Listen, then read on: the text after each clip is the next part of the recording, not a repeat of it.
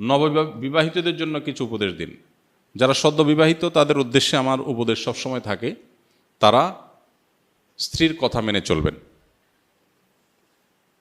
ব্যাস এটাই উপদেশ। আপনারা হেসে উড়াই দিলেন জিনিসটা, সিরিয়াস উপদেশ। আমি কোনো বিয়ে পড়ালে সাধারণত আমি নতুন জামাইকে বলি, বাবা সুখে থাকতে চাইলে বইয়ের হাতে বায়াত হয়ে মুরিদ হয়ে তার কথা মতো চলবা, ব্যাস শেষ। এটাই হলো পারিবারিক সুখ শান্তির মূল মন্ত্র। আমরা এর আগে কোথায় যেন বলেছিলাম যে আমাদের অফিসে যত মানুষ পারিবারিক দ্বন্দ্ব কলহ নিয়ে আসে, এগুলো নিয়ে যারা ওলামা একরাম যারা এগুলো সমাধান করেন, তাদের এক লাইনে কনক্লুশন হলো যে যত কেস তারা এই পর্যন্ত ডিল করেছেন, এই সব কেসের সামারি হলো, যেই ঘরে অনেক সময় আমাদের ওখানে স্বামী স্ত্রী আসে, দুজনের মধ্যে দ্বন্দ্ব থাকে, এগুলো মিটাবার চেষ্টা করে আলেমরা, কাউন্সিলিং করার চেষ্টা করেন। তো তারা বলেন যে যত কেস আমরা ঘাঁটছি এই নিয়ে, সবগুলো কেসের সামারি অলমোস্ট একটাই, সেটা হলো যেই ঘরে স্বামী স্ত্রীর কথা মতো চলে, স্বামীর স্ত্রীর প্রত্যেকটা কথা মানে, সেখানে কোনো অশান্তি নেই। অশান্তিটাই হলো সেখানে যেখানে কথা শোনা হয় না, ব্যাস। এই জন্য নবদম্পতি যারা আছেন তাদের উভয়েরই এটা আমল করা উচিত। বিশেষ করে ছেলেদের একটু বেশি আমল করতে হয় আর কি, মেয়েদের একটু কম, তবে মেয়েদেরও করা দরকার। আর স্বামী হোক আর স্ত্রী হোক, যিনি জীবনসঙ্গীর কথা যত বেশি শোনার চেষ্টা করবেন, আল্লাহর নির্দেশে বাইরে বললে সেটা না, আল্লাহর নির্দেশের মধ্যে থেকে যত বেশি শোনার চেষ্টা করবেন, তিনি আল্লাহর কাছে তত প্রিয় পাত্র হবেন, মুত্তাকি হিসাবে তত ভালো মুত্তাকি হইতে পারবেন। দাম্পত্য জীবনে আপনার সঙ্গীর সাথে সদাচরণ করা, এটা তো আল্লাহর নির্দেশ। আল্লাহ বলেছেন ওয়াশিরুহুন্না বিল মারুফ, তোমরা পুরুষরা যারা আছো তোমাদের স্ত্রীদের সাথে সংসার করবে সুন্দরভাবে। একই কথা স্ত্রীদের জন্য প্রযোজ্য। অনেক স্ত্রী আছেন যে স্বামীকে সারাদিন জ্বালাতন করেন, অহেতুক কষ্ট দেন, ছোটোখাটো বিষয় নিয়ে বাড়াবাড়ি করেন। তো এখানে স্বামী স্ত্রী উভয়ের জন্য প্রযোজ্য যে নিজের সঙ্গীকে কত বেশি সন্তুষ্ট রাখা যায়।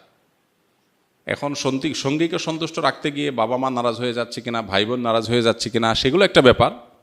তো এই জন্য ব্যালেন্স করাটা খুব গুরুত্বপূর্ণ। এই ব্যালেন্স করার জন্য কোরআন এবং হাদিসের জ্ঞান অর্জন করে কার কোনটা হক, কার কোনটা কর্তব্য, কার কোনটা অধিকার, সে জিনিসটা বোঝা এবং সেটা যথাযথভাবে আদায় করা, এটা হলো গুরুত্বপূর্ণ। আজকের বাস্তবতা, বিশেষ করে ভোগবাদী পৃথিবীতে আমাদের দাম্পত্য জীবনের সুখ নাই। ম্যাক্সিমাম মানুষের দাম্পত্য জীবনের সুখ নাই। বেশিরভাগ মানুষ সুখের অভিনয় করে। হ্যাঁ, সোশ্যাল মিডিয়াতে ফেসবুকে ছবি দেন বইয়ের, মানে কি তাদের মধ্যে মিল, এগুলার এজহার, এগুলার প্রকাশ সোশ্যাল মিডিয়া করান। আসলে বাসায় সারাদিন চুলাচুলি হয়, কিন্তু বাহিরে নাটক করেন কিসের? সুখের। ম্যাক্সিমাম মানুষই অবস্থা, মেজরিটি মানুষের মধ্যে দেখবেন যে সুখের অভিনয় করেন, আসলে সুখে নাই।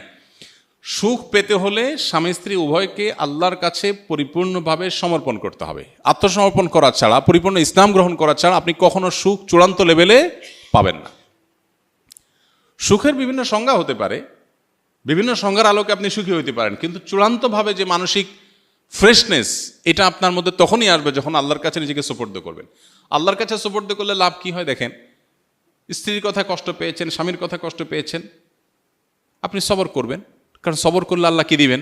বিনিময় দিবেন। আপনি এই কষ্টটাকেও আপনার একটা অর্জনের উপায় হিসাবে গ্রহণ করবেন, ব্যাস। এখানেই আপনার জন্য বিশাল বড় কি আছে? অপরচুনিটি আছে। এই জন্য আমরা যথাসম্ভব সর্বোচ্চ চেষ্টা করব ইনশাআল্লাহ বিইذনিল্লাহ দাম্পত্য জীবনে সবর এখতিয়ার করার। যে যত বেশি সবর করবে দাম্পত্য সঙ্গীর মধ্যে, সে আল্লাহর কাছে তত বেশি প্রিয় হবে, যে যত বেশি সবর করতে পারবে। ভোগবাদী এই দুনিয়াতে আমরা বেশিরভাগ মানুষই অনেক বেশি অসহনশীল। সবাই আমরা অধিকার সচেতন।